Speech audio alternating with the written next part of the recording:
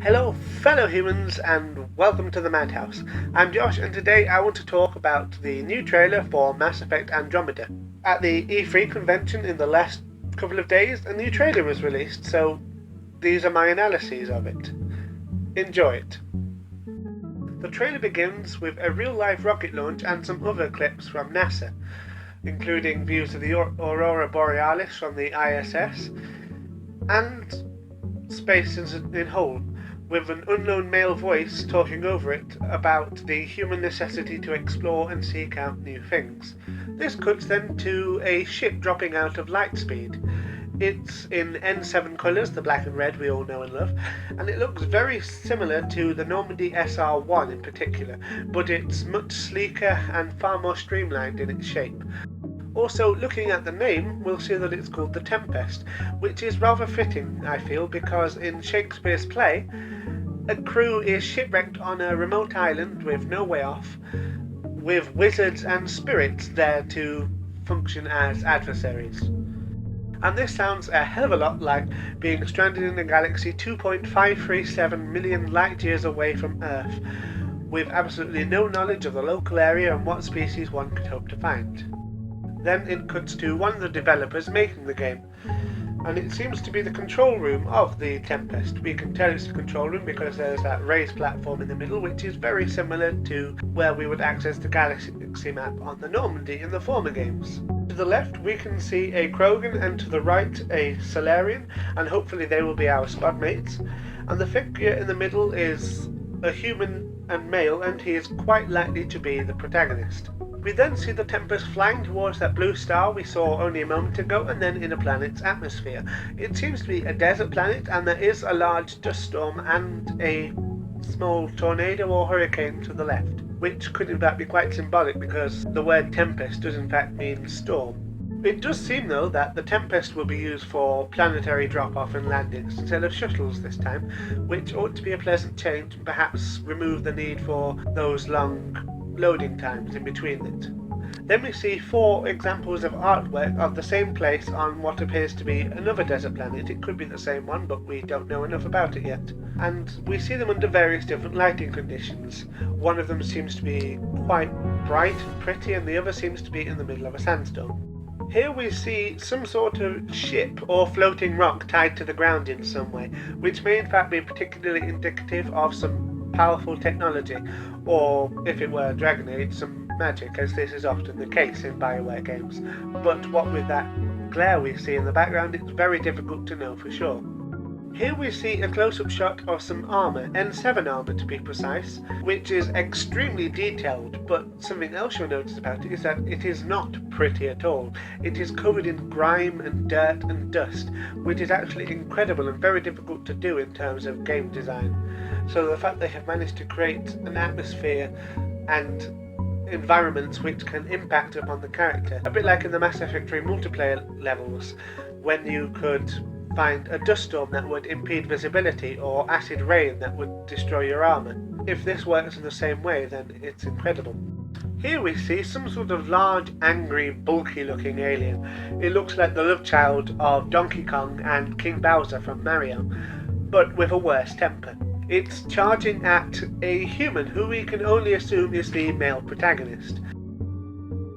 Now here we see a more temperate planet with some sort of base camp in it. We've actually seen this planet before in last year's E3 trailer.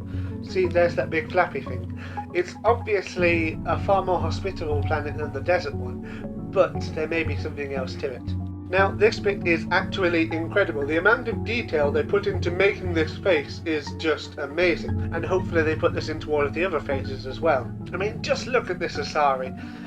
It's gorgeous. You can see everything down to the pores in the skin, and the expressions on the face are just incredible. The amount of effort that went into doing these, it's amazing, and completely superior to that which came in the earlier games, compared to the expressions on Liara's face in the original game. She also has a rather distinct appearance, unlike most Asari.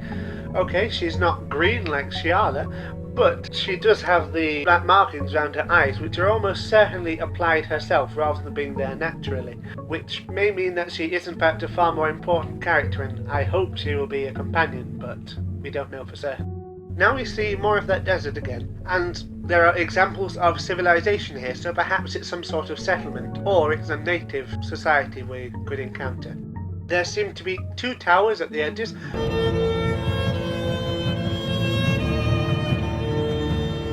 No, not that sort of tower. And there's also some sort of ship in the middle, but due to the lack of visibility because of the sandstorm, we can't see very well. It could be landed or it could be crashed. Now we see someone who is presumably the protagonist because it's wearing the same armor as the one who was fighting the angry thing and is running to what appears to be a settlement.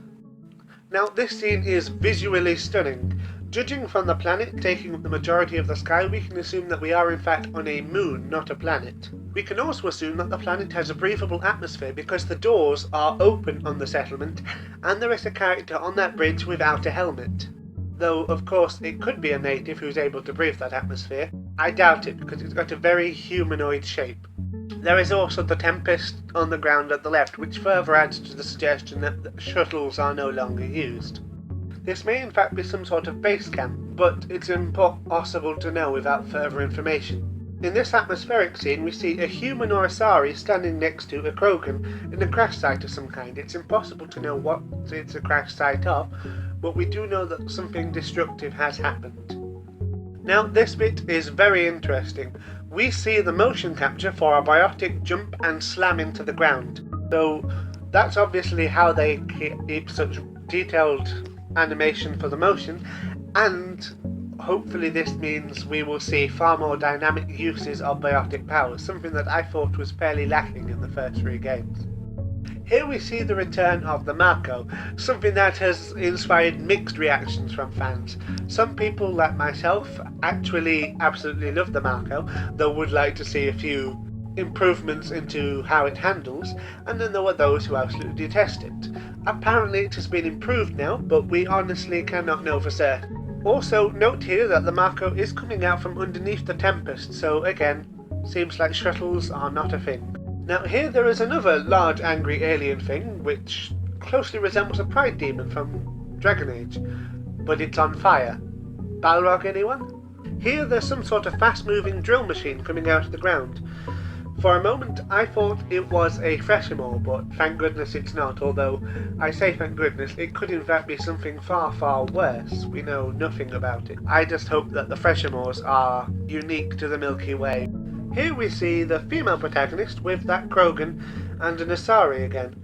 Possibly Raccoon Face, but we don't know for certain. It is pretty clear though that these are squad mates at this point.